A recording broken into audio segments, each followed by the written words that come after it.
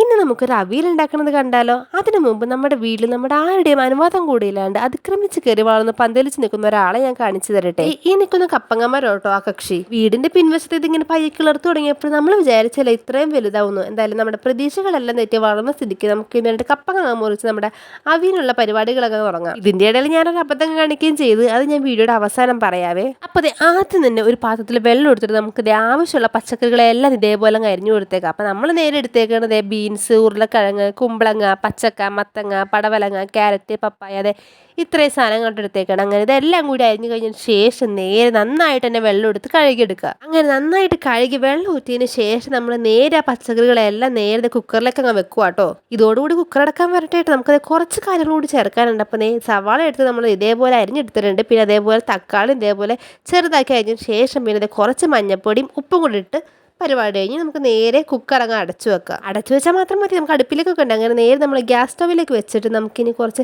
ചതക്കാനുള്ള പരിപാടിയെല്ലാം നോക്കാം. ഇനി ആട്ടോ അതിൻ്റെ ഓരോ അബദ്ധങ്ങൾ ഇങ്ങനെ പുറകെ വരാൻ വേണ്ടി പോകുന്നത്. അപ്പോൾ അബദ്ധങ്ങൾ വരുന്നതിന് മുമ്പ് നമുക്ക് ചതക്കാനുള്ള സംഭവങ്ങളെല്ലാം റെഡിയാക്കാം. അപ്പോൾ നേരെ നമ്മൾ ഇടികല്ലിയിട്ട് നമ്മൾ നേരെ പച്ചമുളകും വെളുത്തുള്ളിയും പിന്നെ ഓരോ കഷ്ണം ഉള്ളിയായിട്ട് നമ്മൾ ഇട്ട് കൊടുത്തിട്ട് നേരെ സംഭവങ്ങളെല്ലാം ചതച്ചെടുത്തിട്ടുണ്ട് കേട്ടോ. ഇതിൻ്റെ ഇടയിൽ ഞാനൊന്ന് അപ്പുറത്തേക്ക് മാറിയ സമയം കൊണ്ട് ഇവിടെ എന്താ നടന്നതെന്ന് നിങ്ങൾക്ക് അറിയേണ്ടത്. ഇതാണ് ഇവിടെ നടന്നത്. അവിയൽ ഫുൾ റെഡിയായി ഞാൻ വരുന്ന സമയം കൊണ്ട്. ഞാൻ ഇവിടെ എത്തിയ സമയത്ത് അമ്മ ഇവിടെ അവിയലിൽ മല്ലിയില ആഡ് ചെയ്യാൻ വേണ്ടി പോകുമായിരുന്നു. കുറച്ചും കൂടി വൈകിട്ട് ചിലപ്പോൾ എനിക്ക് ഇതും കാണാൻ പറ്റാത്ത അവസ്ഥയായി പോയേനെ. എല്ലാം കഴിഞ്ഞ് അവസാനം അവിയലിൽ കുറച്ച് വെളിച്ചെണ്ണ കൂടി ആഡ് ചെയ്തിട്ട് നേരെ അവിയൽ അങ്ങ് മൂടി വെച്ചിട്ടോ.